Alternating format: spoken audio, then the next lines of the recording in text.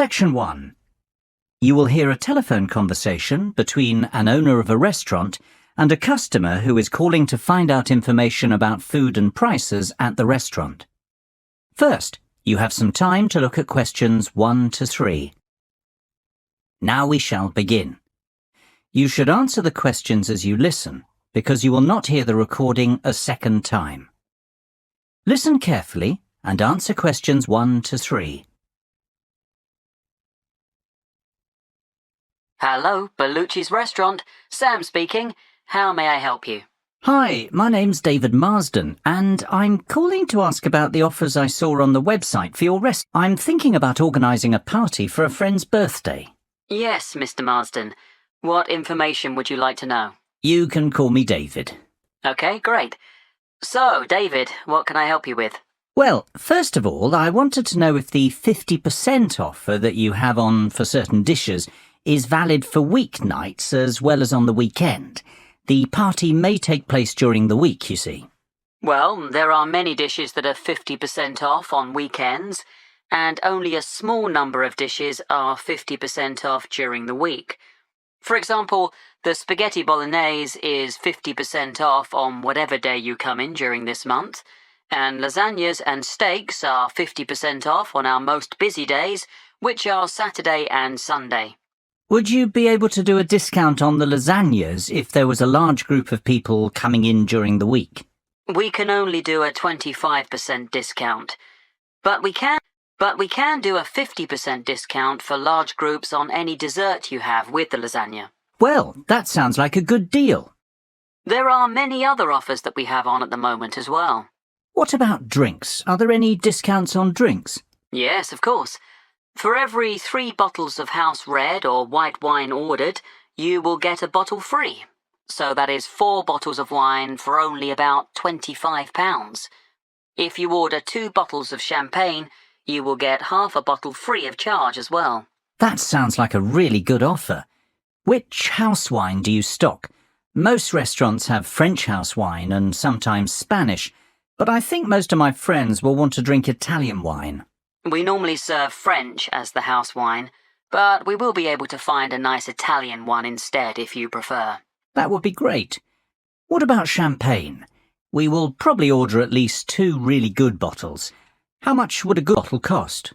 Well, you're in luck, because the champagne used to cost £25 per bottle, but now it's only £20 per bottle, so you'll save £5. Before you hear the rest of the conversation, you have some time to look at questions 4 to 10. Pause the recording for 30 seconds. Now listen and answer questions 4 to 10. That sounds like a good price based on my experience. Now, what side dishes are on the menu that could be ordered with the lasagnas? Well, we have a range of side dishes. Some go better with the lasagna than others, but of course, it's your choice. The chef's special side dish is a chicken and cheese dish. This may be too heavy to have with lasagna, but we have a selection of salads, such as a mixed salad and a Greek salad. They would be the best option with that main course. Some other side dishes that are popular are tomato bread with herbs and Italian cheese with peppers. That all sounds very tasty, and I'm sure all the people who are coming to the party will like these types of dishes. I might come in during the week to try out some of your food before the party. So, would you like to reserve the table then for your party? Yes, I was wondering if you have any tables free for the 20th of August.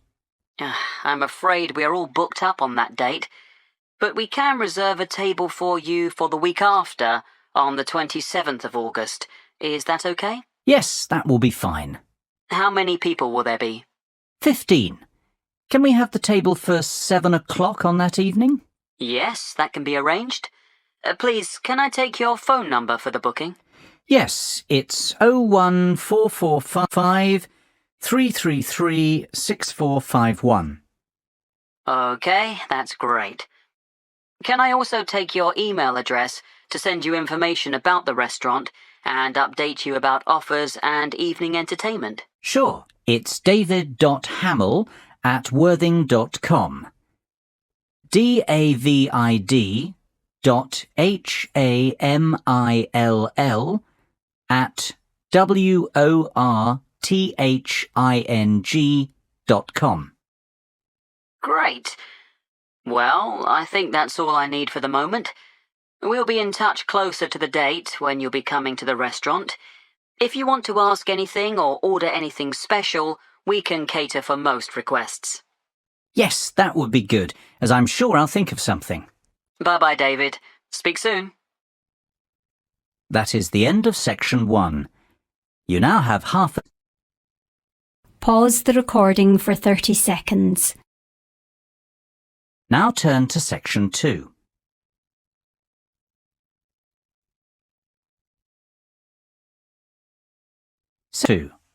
You will hear an extract from a talk about the history of tennis. First, you will have time to look at questions 11 and 12. Pause the recording for 30 seconds. Now listen carefully and answer questions 11 and 12. Good afternoon and welcome to the programme.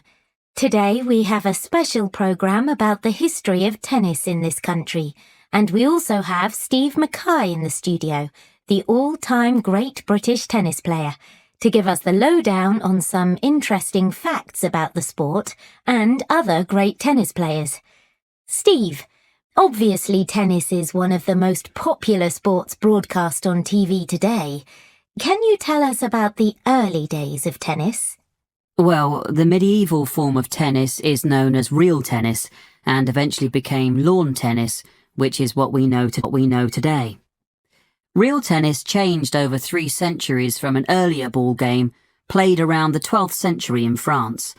This had some similarities to handball.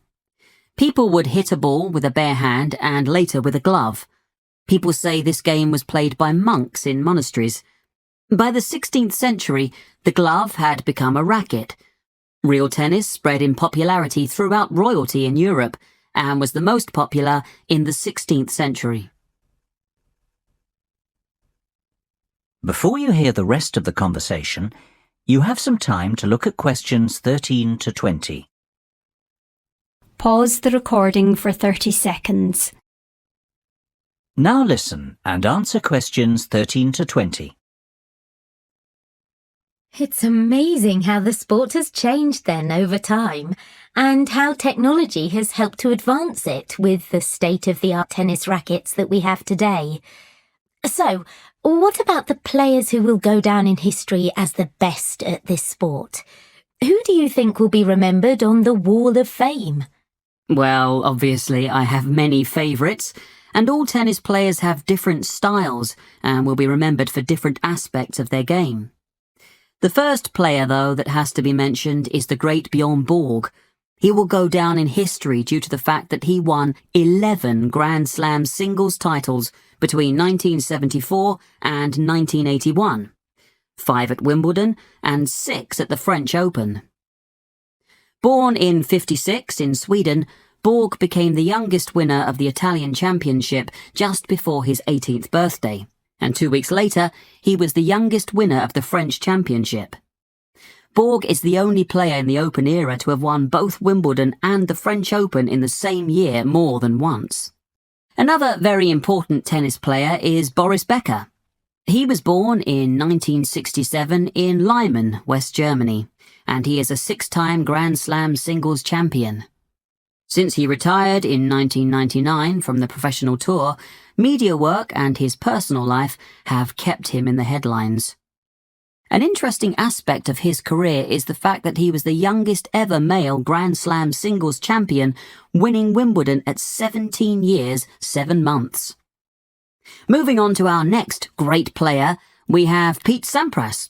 He was born on August the 12th, 1971 in Washington, D.C., and during his 15-year career, he won 14 Grand Slam men's singles titles.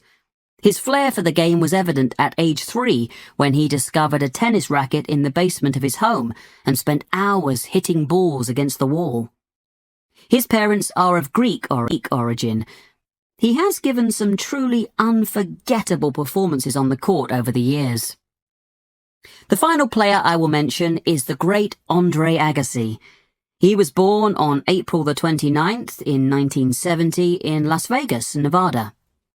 During his career, he won 4 Australian Open titles, 1 French Open, 1 Wimbledon, and 2 US Open, which gives a total of 8 Grand Slam titles.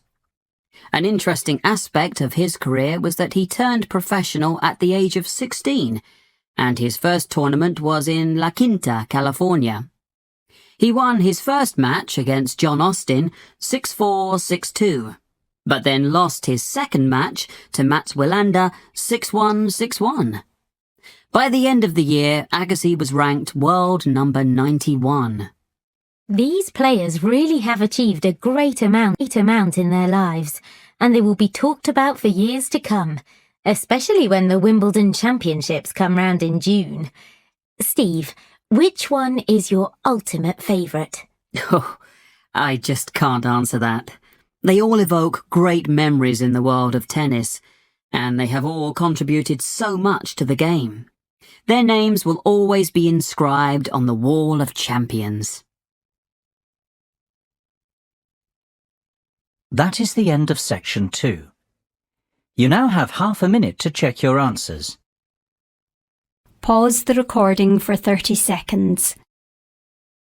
Now turn to section 3.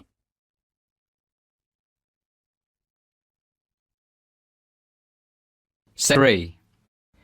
You will hear 4 students discussing a conference they want to organise at their college. First, you have some time to look at questions 21 to 27. Pause the recording for 30 seconds. Now listen carefully and answer questions 21 to 27. So, Mr. Peters has finally agreed that we can organise this year's college conference. So, we need to really go through all the most important items in order to establish a general schedule for the conference, and how we are going to put it all together. Yes, I agree. We can't leave things to the last minute, and there are quite a lot of good speakers who have offered their services for this conference. It's important that things go smoothly. Don't forget that Mr. Peters has been against the idea of this conference for the last 2 years. So we need to make it worthwhile and get at least 100 students to attend, so that we can prove this is an event that students can benefit from. The most important thing we need to consider is the range of speakers who we will invite to the conference. If they are well respected in their different fields, then the students will be very keen to come and hear the talks. We don't have a massive budget either, so we have to negotiate on the fees that the speakers will charge. Sam, you mentioned before this meeting that you have had some calls from some interesting potential speakers. Can you give us the lowdown on the rough list that you have at the moment? Yes. The main person on my list, who is an expert in the field of business management, is Professor Harmon. He would be good at running workshops where students can discuss how to start a business, and he likes to include role plays, which is more interesting. Yes, I've heard of him, and people have told me that he is dynamic and interesting. He doesn't like just giving lectures. He likes to get the students involved more in the discussion. We should definitely send him a formal invitation. What about another area of study, such as maths? Well, I have done some research on Mr. Steve Bishop. I heard about him because my brother went to see him give a lecture at a university in his area. Apparently, he is well respected among many universities in England for his knowledge in the field of maths. He has even done some research with some famous mathematicians. My sister studies maths at university, and I think he came to her university too to give some extra lectures. He would be a good one to keep on the list. I could send the invitation to him if you want, Sam. That would be great, thanks. We have speakers now to talk about business and mathematics, so it would be a good idea to invite someone who is an expert in an arts subject, like English or drama. I haven't actually got any ideas for art subjects. Well, I'm planning to do drama at university, and I know of a lady who is the head of drama at a well-known university. Her name is Sandra Bolton.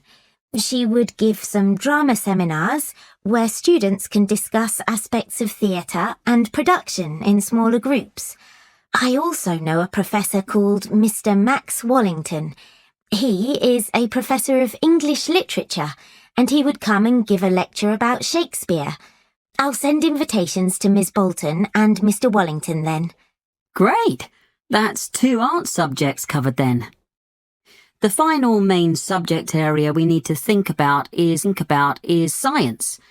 Dave, you want to study biology at university, don't you? Do you know of any professors we can contact? Well, there's the famous Professor Sean O'Brien. He's done quite a lot of work in the field of genetics. I'm sure all the budding scientists will really want to come and hear him speak.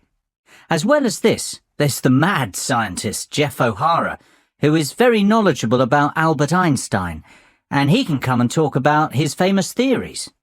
Perfect.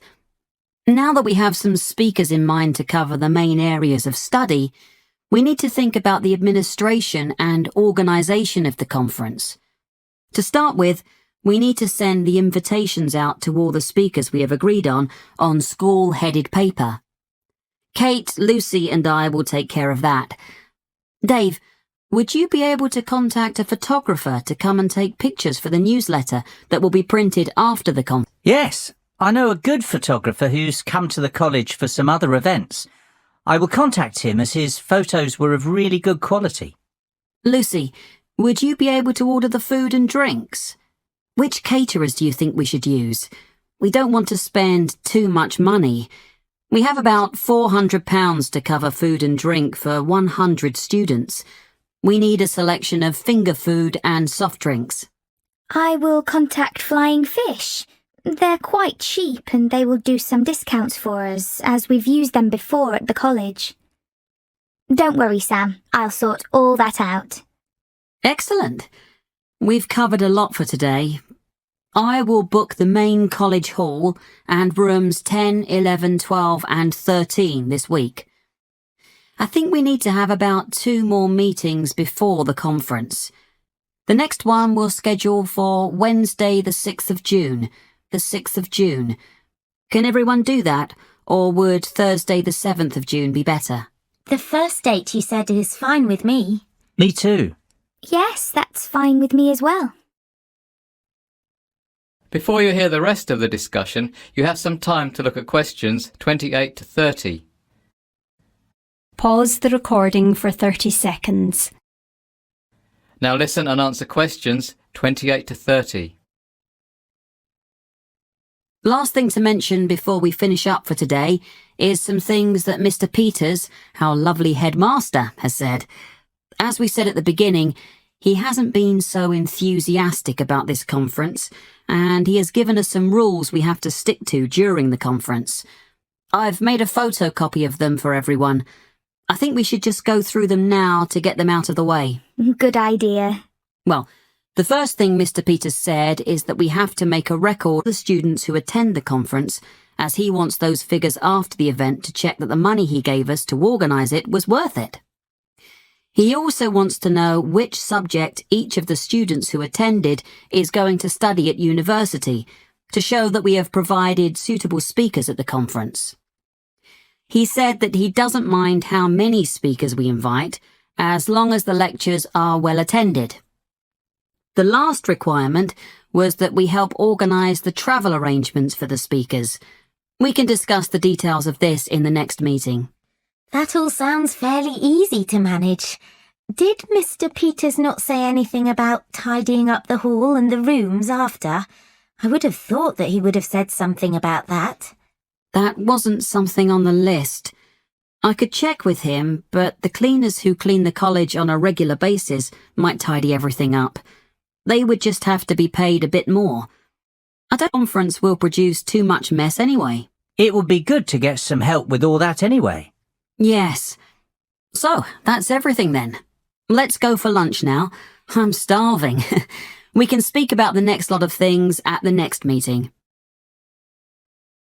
That is the end of section 3. Now you have half a minute to check your answers. Pause the recording for 30 seconds. Now turn to section 4.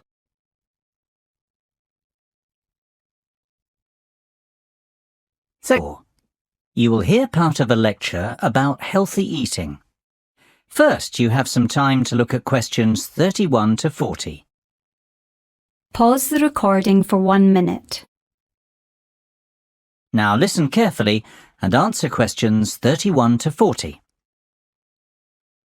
I'd like to introduce our speaker today, who has come all the way from Manchester. Dr. Paul Harold, the head of research in nutrition at Manchester University. He is going to talk to us about ways we can improve our lifestyle and fitness. This will include watching what we eat and being more careful about our calorie intake, as well as taking regular exercise. This is an important current issue, as many people eat too much junk food, and the nation as a whole is fatter than it was 100 years ago. Thank you, James, for your introduction. You are absolutely right. Statistics show that the nation is heavier than it used to be, and this is due to the long hours that we work and the lack of time we have to prepare healthy meals that are low in fat and sugar. There are some simple steps everyone can take to help improve their general health. Maybe lose some weight first. In the long run, it could lower your cholesterol and blood pressure. The first thing to do in order to check that your weight is healthy is to work out your body mass index, or BMI. This is a tool that can help you find out if you are a healthy weight for your height. Obviously, the height of a person will affect what weight they should be. To work out your BMI, you should take your weight in kilograms and divide it by your height in meters. Then you divide the result by your height in meters again. The result you come up with can be checked on a chart to see if your BMI is too high, too low, or about right. Even if your BMI is about where it should be, it is still important to eat a healthy and well-balanced diet. A healthy diet involves consuming appropriate amounts of all the food groups, including an adequate amount of water. Nutrients can be obtained from many different foods, so there are a wide variety of healthy diets. To start with, it is important to eat starchy foods such as bread, cereals, potatoes, rice and pasta, together with fruit and vegetables, and this should provide the bulk of most meals. Some people wrongly think that starchy foods are fattening. In fact, they contain about half the calories than the same weight of fat. Also, starchy foods often contain a lot of fibre. When you eat starchy foods, you get a feeling of fullness, which helps to control appetite. It is also important to eat at least 5 portions, and ideally 7 to 9 portions, of a variety of fruit or vegetables each day. If you eat a lot of fruit and vegetables, then your chance of developing heart disease, a stroke, or bowel cancer are reduced. You also need a certain amount of protein to keep healthy. However, most people eat more protein than is necessary. You should choose poultry such as chicken or lean meat. There is evidence that eating oily fish helps to protect against heart disease. It is probably the omega-3 fatty acids in the fish oil that help to reduce build-up in the arteries. Aim to eat at least 2 portions of fish per week, one of which should be oily. Obviously, what we eat is highly important, but it is also crucial to do regular exercise, as it strengthens our heart, tones our muscles, and is also good for the mind. We're increasingly living in a world where physical activity has become a day-to-day part of our lives. We have domestic appliances to wash and dry for us, and cars to get us around, and with the decline in manual labour, many of us spend our working day sitting at desks. Adults should do a minimum of 30 minutes moderate-intensity physical activity 5 days a week. You don't have to do the whole 30 minutes in one go. Your half hour could be made up of 3 10-minute bursts of activity spread through the day if you prefer. The activity can be a lifestyle activity, such as walking to the shops, or taking the dog out, or structured exercise, or sport, or a combination of these. But it does need to be of at least moderate intensity. For bone health, activities that produce high physical stresses on the bones are necessary. Well, I hope you've learned some interesting facts from this talk, and that it will help you to change your lifestyles for the better. Thank you for your attention. And I believe that James has some handouts to give you on this subject. James. That is the end of section 4. You now have half a minute to check your answers. Pause the recording for 30 seconds.